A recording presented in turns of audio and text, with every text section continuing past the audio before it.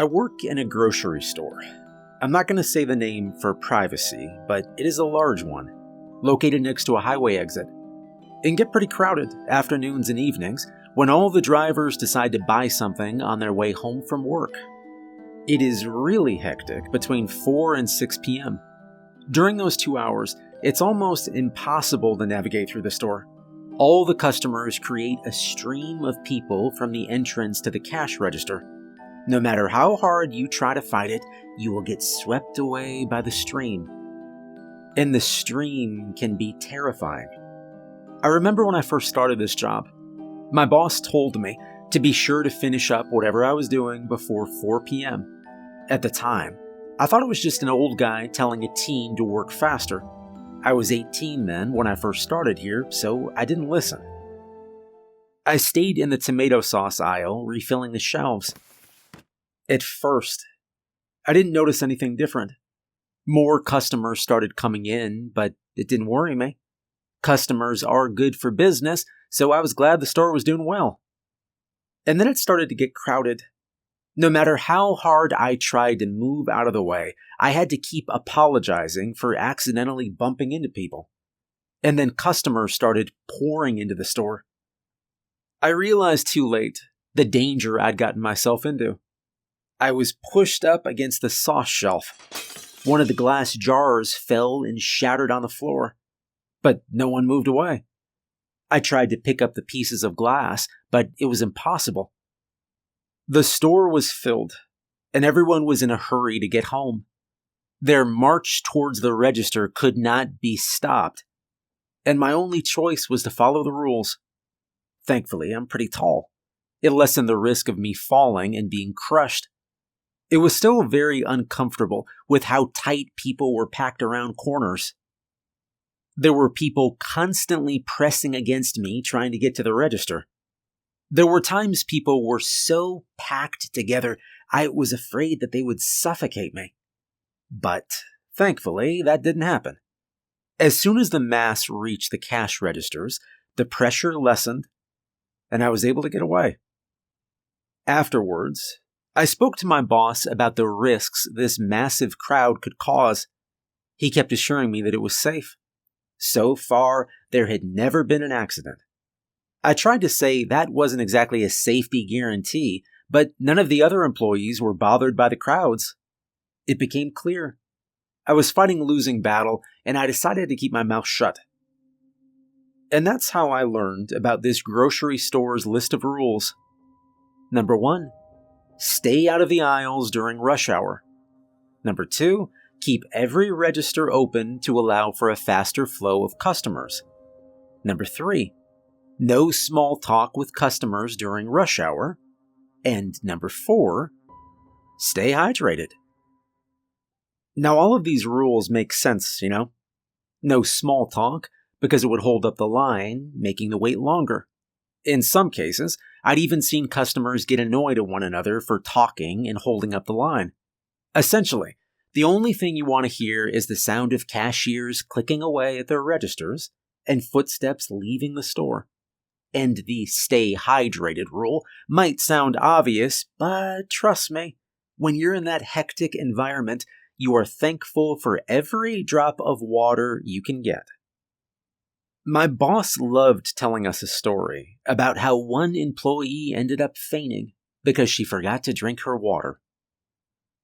Rush hour shifts were the worst.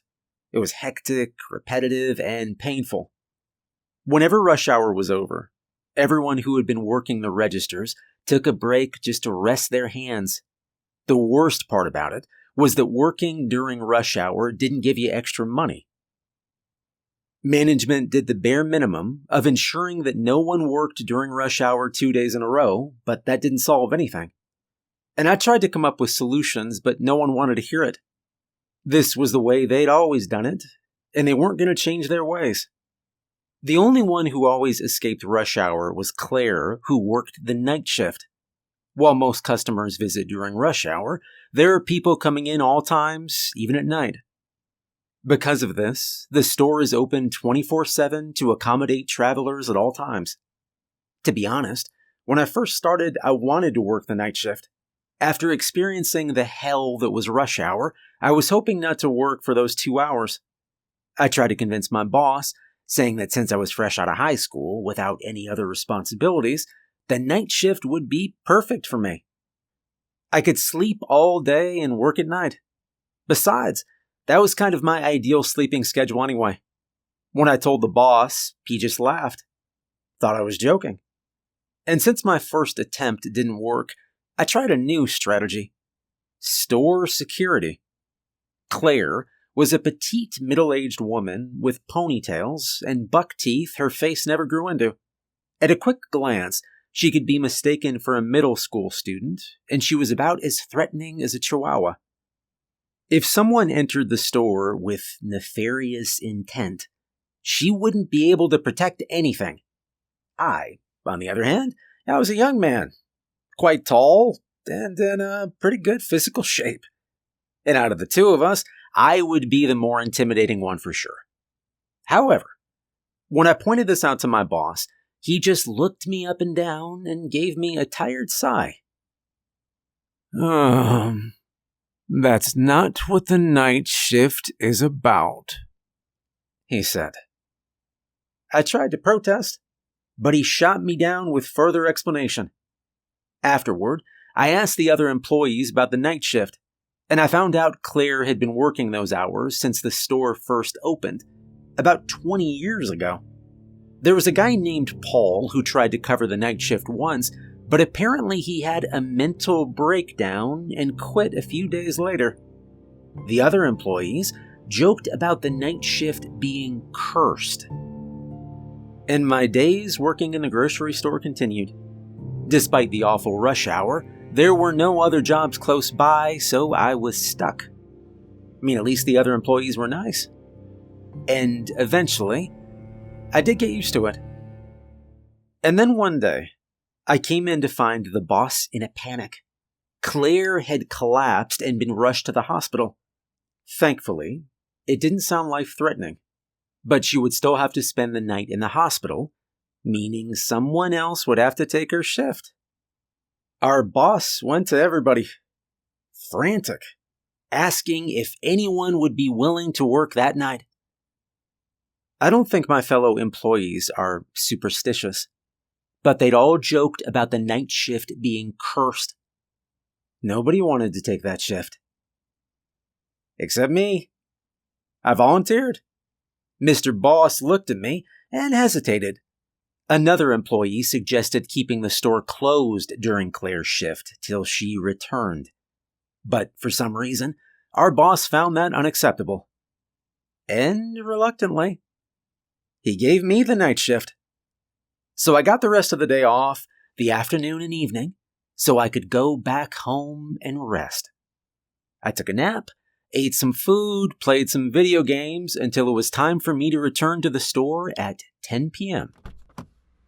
When I exited my car that evening in the store's parking lot, I inhaled the cold night air and I realized I was full of energy. My nerves were jittery from anticipation.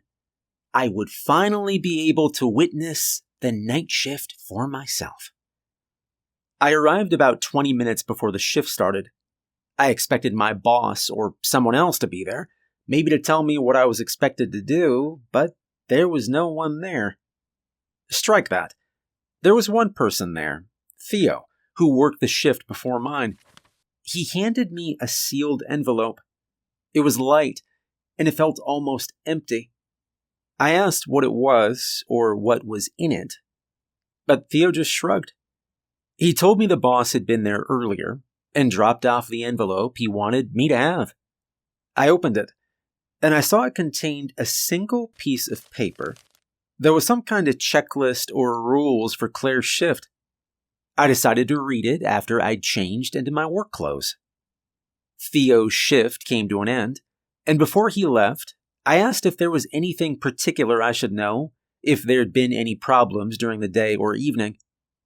But no. Theo said it'd been a regular day.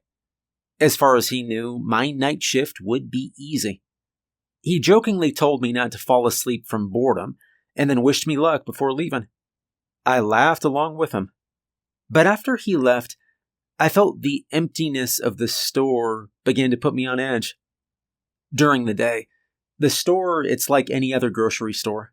It is brightly lit, with both customers and employees walking around, creating this background noise, always letting you know that somebody else is there. But during the night shift, the lights are dim. Our boss thought having all the lights on all the time was a waste of money. So the night shift is only allowed the bare minimum, as it's the time with the fewest customers. And there was no background noise. At the start of the shift, I was the only one there. And as I walked through the aisles, with their tall shelves casting tall shadows around me, the only sound was my footsteps echoing through the store. Somewhere in my gut, I felt anxiety. It said I'd made a huge mistake, and I needed to get out of there. But I shut that voice down. I hadn't even been alone for 5 minutes, and I already wanted to leave. Come on, man, that is pathetic. Why would I lose my nerve just because I was alone in some dark, empty store? Not to mention, I'd asked for the shift. What would everybody say if I just walked out? No matter what happened, I would see this through to the end. So I sat down at the cash register. It was the only part of the store with good lighting. I spun around a few times in the swivel chair, wondering how I would spend my time. And then I remembered I still hadn't checked the list, and I pulled it from my pocket. There were a total of 6 rules for me to follow. Number 1, stay by the cash register. No matter what happens, don't leave the register area until the shift is over. If a customer needs your help, tell them to come to you. Number 2, do not go into storage. Keep the door locked until the night shift is over at 6 a.m. Do not open it. Even if a customer claims to desperately need something, never ever open, or God forbid, enter the storage. Number 3, if there are sounds of stuff falling from shelves and breaking, ignore them. It's just the critters trying to lure you away. Number 4, at midnight, Barbara will enter the store. She is an older lady wearing a raincoat. She will need assistance the entire way. Let her hold onto your arm and lead her through every aisle in the store. If she shows interest in any product, stop and let her put it in her bag. Do not talk to her, and do not look at her face. Number 5, sometimes a customer who is crying comes in. They change their appearance between visits, so be wary of every customer who looks like they're about to burst into tears.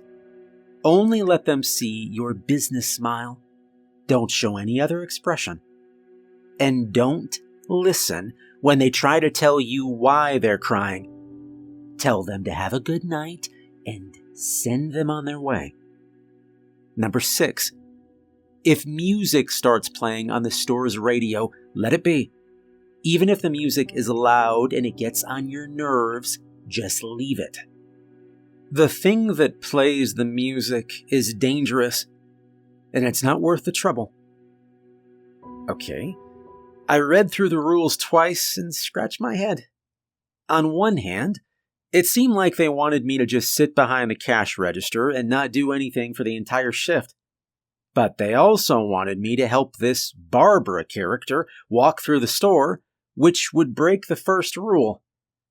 I concluded the Barbara rule must be the exception, meaning the list could be boiled down to never ever leave the register unless you're helping Barbara.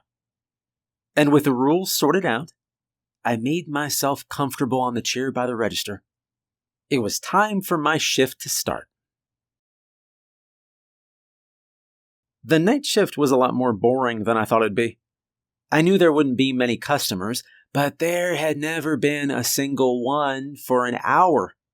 All I did was spin around in my chair and play games on my phone. We weren't supposed to use our phones during work hours, but since I was the only one in the store, I assumed it would be fine, as long as I put it away before someone came in. The phone had saved me from death by boredom, but if nothing happened soon, it would run out of batteries before I was halfway done with this shift.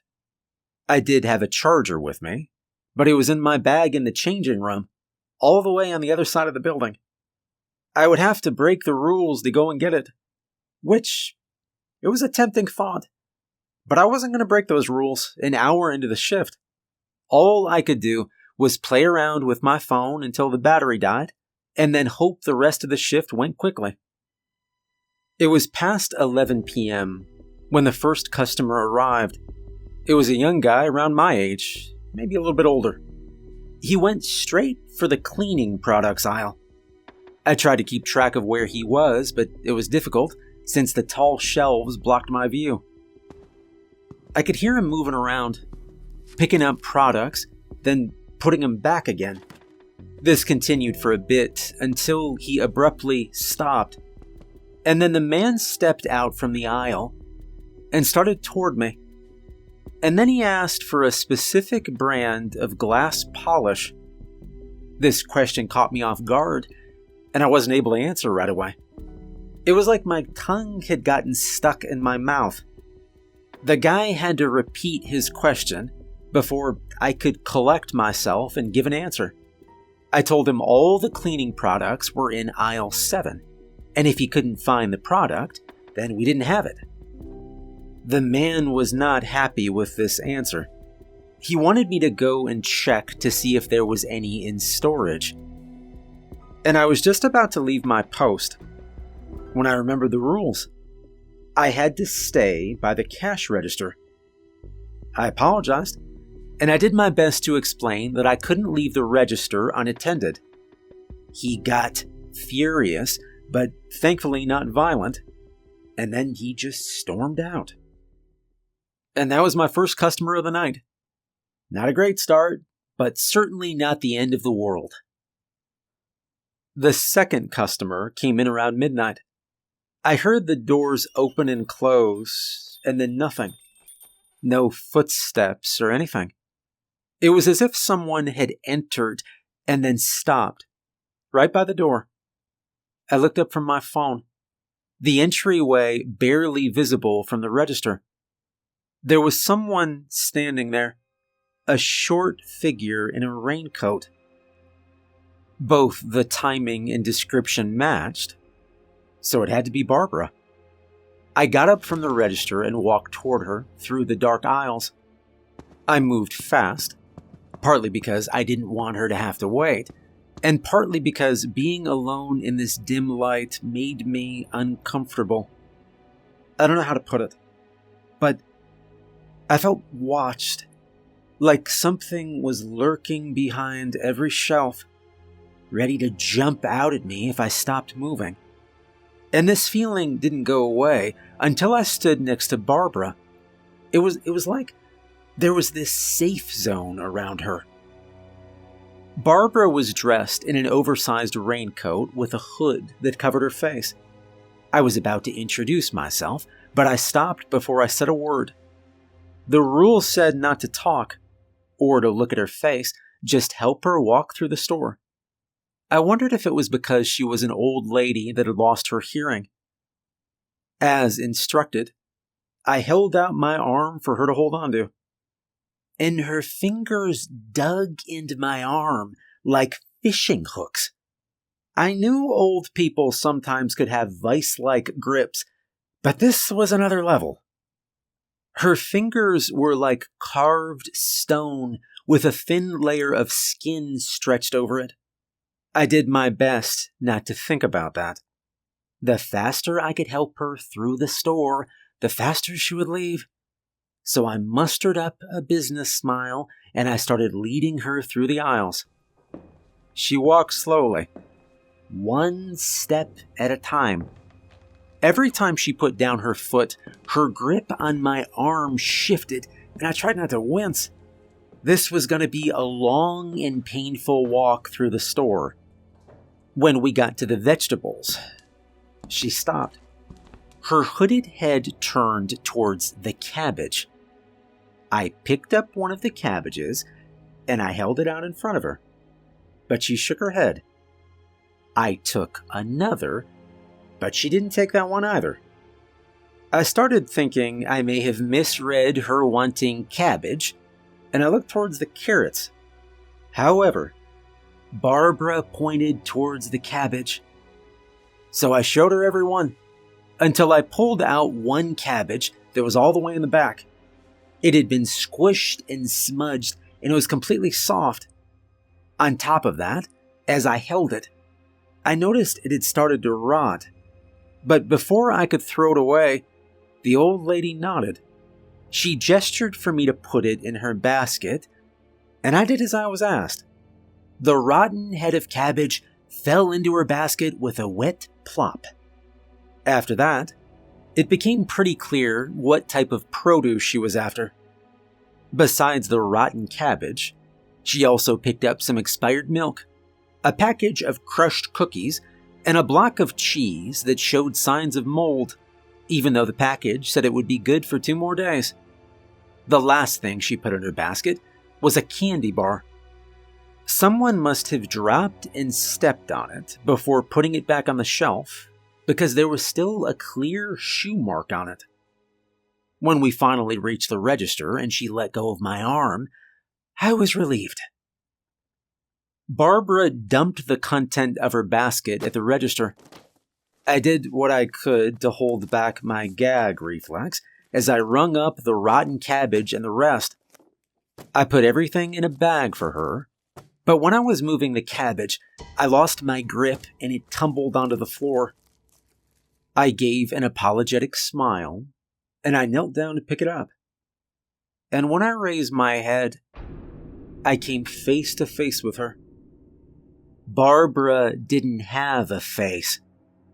Under her raincoat's hood was a hole of darkness, like an abyss sucking in the light. I looked away as fast as I could. The rules regarding Barbara echoed in my head. Do not talk to her and do not look at her face. I mean, I'd only seen her face for a second and it'd been an accident, so that should be okay, right? Cold sweat poured out of me, and my movements were rigid as I finished packing up her groceries. I stood with my back towards her. I didn't dare look in her direction, for fear of accidentally seeing her lack of face again. I gave her the bag without turning around. And there was a part of me, I wanted to take a second look, just to confirm what I'd seen. I suppose you might call it my human curiosity. And then there was another, it was a more logical part, and it told me to stay away. I shouldn't get involved in whatever Barbara was a part of. She took her bag, but instead of removing it from me, her hook-like fingers gripped my hand. I yelled out at the sudden pain, but I managed to not look at her. And then she pulled me down, my head close to hers, and I shut my eyes. And then she spoke. The voice was young, almost childish. I'll let it go since it's your first time. But don't expect this mercy a second time. And with those words, she left. She let go of me, and she walked out of the store by herself, leaving me alone in the store's dim light. Compared to the time before Barbara's visit, the store was now filled with noise.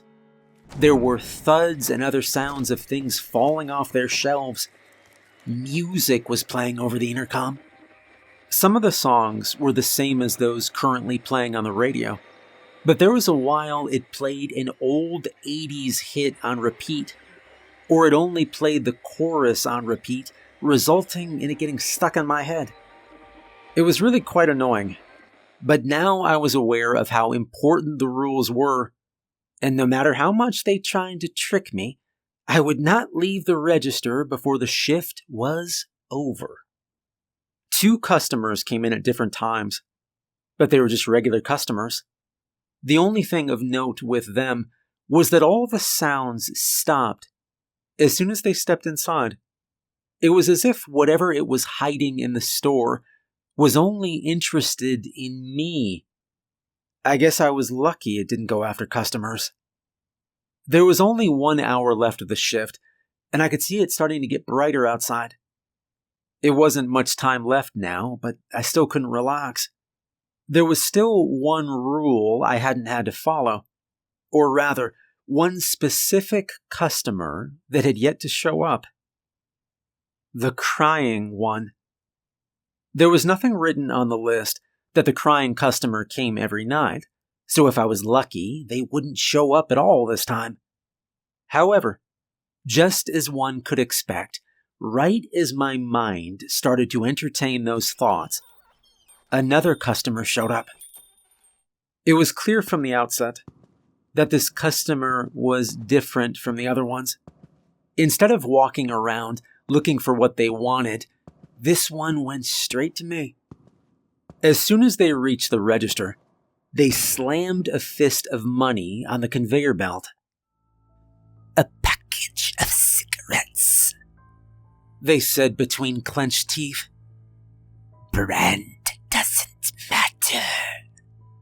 All the cigarettes are kept locked behind the register to prevent stealing. While I fumbled with the key, I snuck glances at the aggressive customer. They were a large, middle-aged man with stubble. He was dressed like a lumberjack, but the clothes looked like they were made from plastic.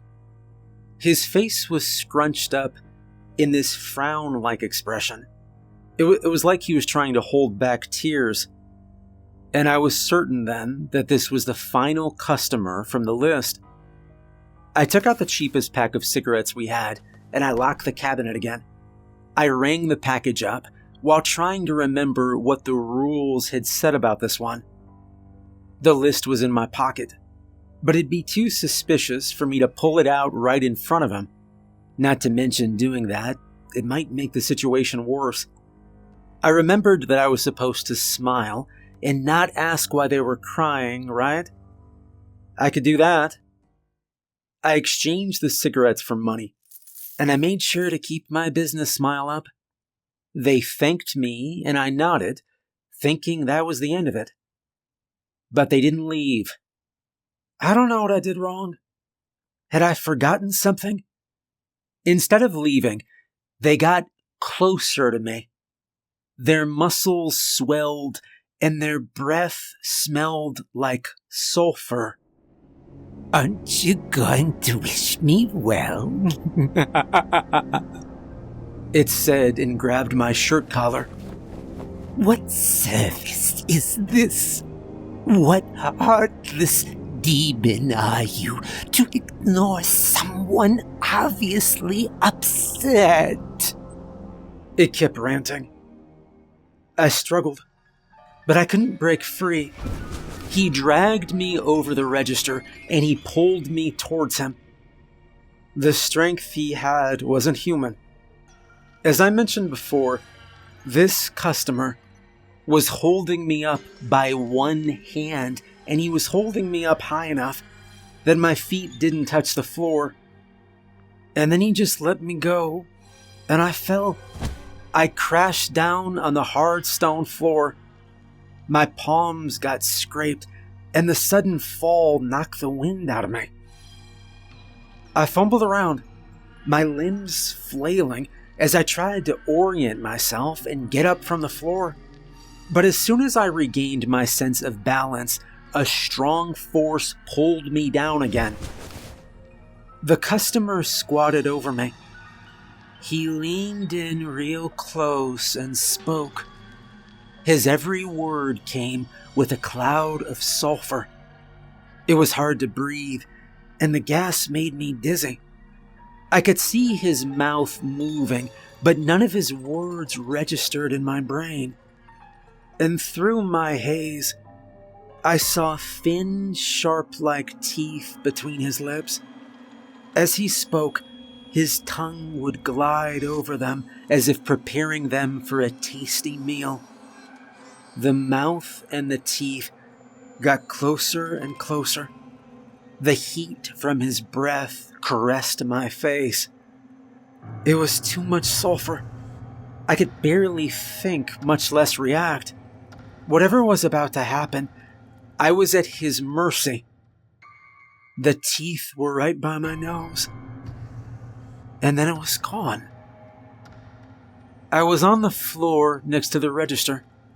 The package of cigarettes was next to me, but no sign of the aggressive customer. "Are you alive in there?" I heard a familiar voice say, and in the entryway stood my boss. As I saw him, I also noticed that all the lights were on. I looked at the time on the register computer. 5:36. Still about half an hour left in my shift. My boss was here early. I don't remember what I answered him, but he came over and helped me up. "I got here a bit early, just to make sure you hadn't died or something." He said it as a joke, but it didn't feel like one. "Good job." He patted my shoulder then, and then he told me I could go home, which I did. And I still work at that grocery store today, but so far, I have yet to take another night shift.